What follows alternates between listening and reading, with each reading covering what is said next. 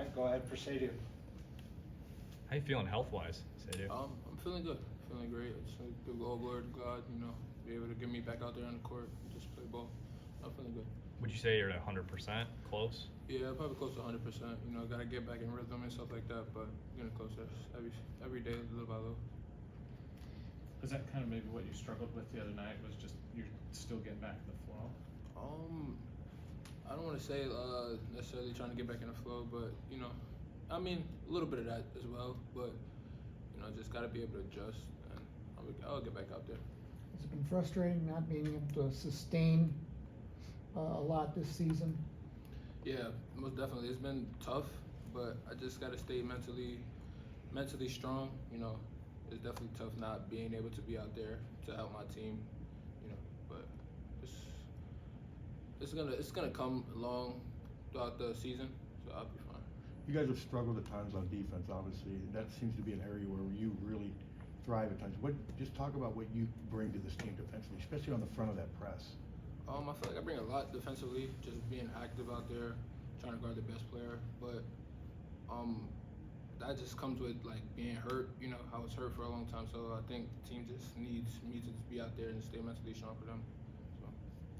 Have you dealt with like a lot of injuries like previously in your career? Or? No, this is actually my first time ever like dealing with an injury, especially with my ankles. What's it been like for you to be sidelined?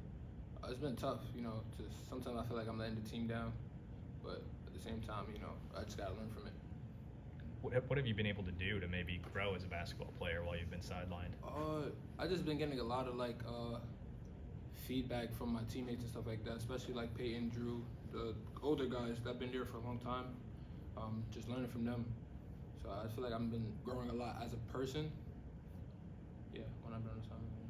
What are some of those things you're learning from them? Just learning to like never get too high, never get too low. Just always stay in the middle of everything. Just be ready at all times. What is your, just from how you played a few Big Ten games, just the thought on adjusting to playing consistently in the Big Ten? I feel like as long as you just stay ready and the work you put in is definitely going to show. I don't think it's like obviously it's a big difference from like coming from the MAC and coming to the Big Ten is obviously a big difference, but I feel like if you just stay confident, stay with your work, you'll be fine.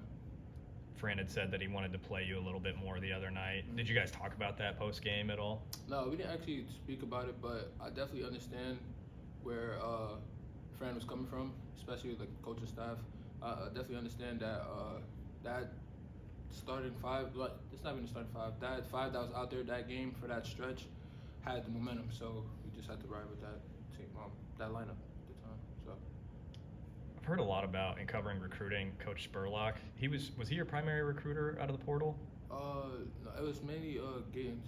Okay, but you did talk with him a little bit. Yeah, I did speak to the whole coaching staff. Yeah, I guess what did you think of Coach Spurlock out of the portal, and was he kind of a driving factor for you at all? Most definitely. Me and Spurlock had a lot of conversations like behind closed doors. He definitely is a great mentor for me. Especially playing the same position. Me and him have a lot in common, so it's kind of like a big brother to me now. What do you think about being with D'Angelo Ball? I think that's an amazing song. Everybody kind of seen the video that went out, but it's definitely an amazing song. Gets us turned up. So. Yeah. You ever danced like that in a locker room before? Nah, I never danced like that before in a locker room ever. It was a good win. So on to the next though. We have fun for the moment, and then on to the Indiana game now. So.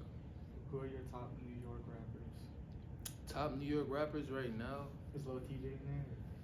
Yeah, probably like top 10, but probably like A Boogie. There's a lot of rappers you probably guys don't know. A Boogie.